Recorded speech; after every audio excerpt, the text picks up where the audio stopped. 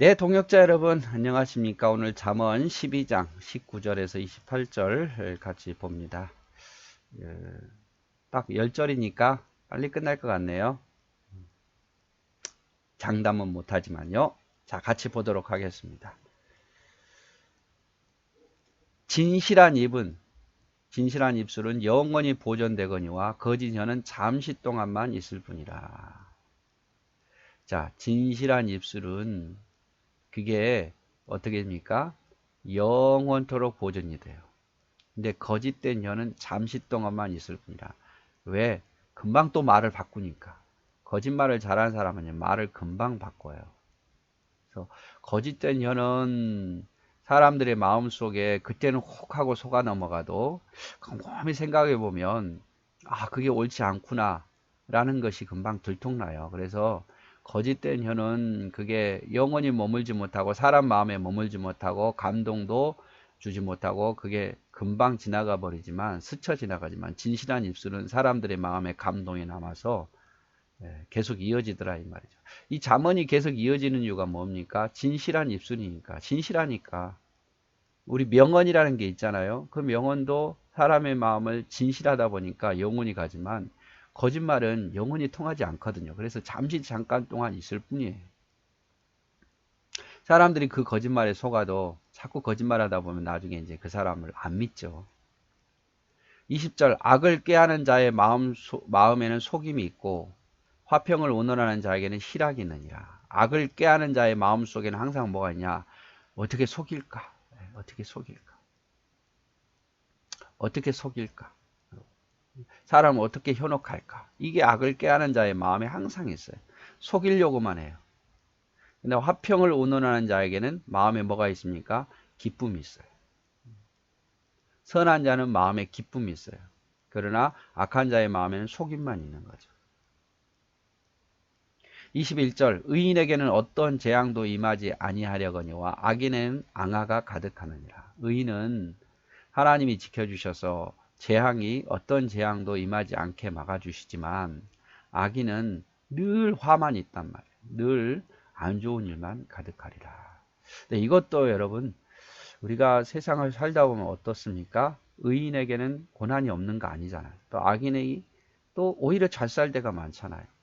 이게 짧은 시간에 늘 말합니다만 짧은 시간에만 보지 마시고 결론적으로 보면 그렇다.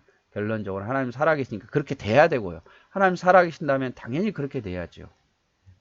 그래서 5년이 지나고 10년이 지나고 인생 마지막에 보고 그러면 결국에는 의인은 하나님이 복 주시고 악인은 점점 쇠퇴하게 하더라 이 말이죠.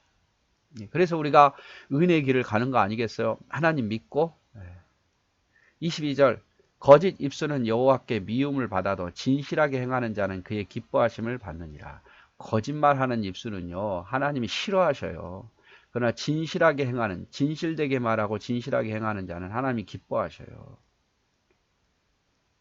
사람은 속일 수 있어도 하나님은 속일 수 없고 사람은 속아도 하나님은 속지 않아요. 그래서 거짓 입술 거짓 행위는 하나님께 미움받고 진실하게 말하고 진실하게 행하는 자는 하나님의 기뻐함을 얻는 거죠. 23절 슬기로운 자는 지식을 감추어도 미련한 자의 마음은 미련한 것을 전파하느니라. 자, 슬기로운 자는 자기가 똑똑하다, 잘났다 이렇게 말하지 않아요. 지식을 감춥니다. 슬기로운 자는 자식의 지식을 오히려 겸손하게 감추려고 하죠. 감추어도 일부러 다른 사람에 의해서 알려지기도 하지만 그걸 막 드러내려고 하지 않아요. 왜?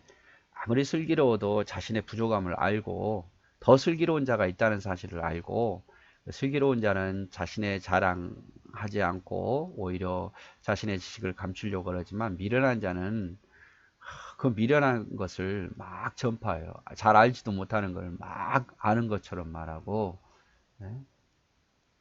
그래요. 그래서 슬기로운 자는 지식을 감추어도 미련한 자의 마음은 미련을 전파한다. 24절 부지런한 자의 손은 사람을 다스리게 되어도 게으른 자는 부림을 받느니라. 부지런한 자의 손은 사람을 다스리게 되지만 게으른 자는 사람에게 부림받는다. 거짓 입술은 여호와께 미움받아도 진실히 행하는 자는 그의 기뻐하심을 받느니라. 그래서 진실한 입술, 진실한 행위가 하나님을 기쁘게 하는 거죠. 25절 근심이 사람의 마음에 있으면 그것으로 번뇌하게 되나 선한 말은 그것을 즐겁게 하느니라. 우리가 근심의 마음을 담고 있으면 나한테 도움이 안 됩니다. 그래서 근심의 마음은 빨리 털어버려야 돼요. 걱정되고 근심되면 하나님 앞에 부르짖으면서 근심된 마음이 사라지게 해달라고, 또 주님께 맡기면서 하나님 도와달라고 기도하십시오. 그러면 하나님께서요 평강의 마음을 주셔요. 그래서 근심이 사람의 마음에 있으면 그것을 자꾸 번뇌하고 내 몸 망가지고, 내 몸만 망가진 거 아니잖아요. 사람이 패패해지고, 또 근심의 모습이 가정을 또 어둡게 만들고, 또 여러분 직장 생활을 어둡게 만들고 교회 생활을 어둡게 만들잖아요. 그래서 근심이 사람의 마음에 없도록 늘 하나님께서 평강의 마음을 달라고, 담대해지게 해달라고 기도해야 돼요.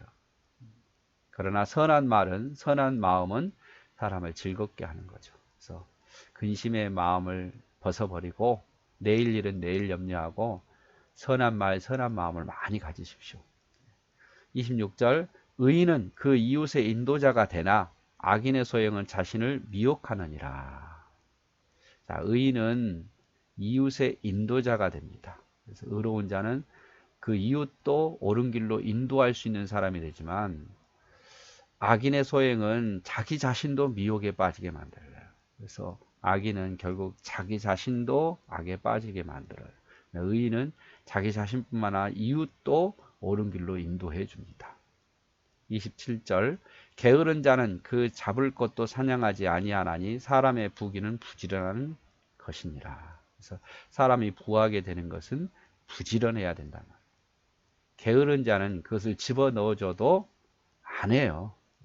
그래서 좋은 것을 집어넣어줘도 내일 할게 미루고, 좋은 것을 집어넣어줘도 그래서 듣기를 싫어해요. 그게 게으른 자의 모습이에요. 여러분, 어떻게 사람이 자기 혼자 모든 걸 다 알 수 있습니까? 인생은 배워도 끝이 없는데 100년 살아도요 배울 것뿐이에요.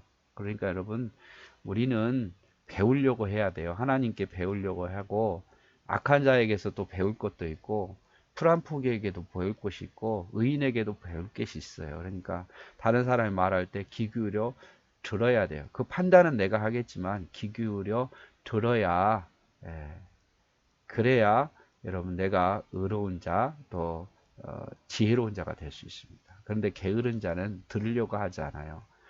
잡을 것도 사냥하려고 하지 않아요. 그러나 부귀는 부지런한 자의 것이더라 이 말이죠. 28절 공의로운 길에 생명이 있나니 그 길에는 사망이 없느니라. 공의로운 길에는 뭐가 있습니까? 생명이 있다. 그리고 그 길에는 사망이 없다. 근심이 사람의 마음에 있으면 그것으로 번뇌하게 되나니 선한 말은 그것을 즐겁게 하느니라. 잠언 12장 25절. 그래서 근심보다는 선한 말, 선한 마음을 많이 가지십시오. 공의로운 길에 생명이 있다. 그렇죠? 우리가 공의로운 길, 정직한 길에 생명이 있다. 그 길에는 사망이 없다라는 걸 기억하고 우리는 공의롭게 정직하게 살아야 될 것 같습니다. 네, 오늘도 수고하셨습니다. 사랑합니다.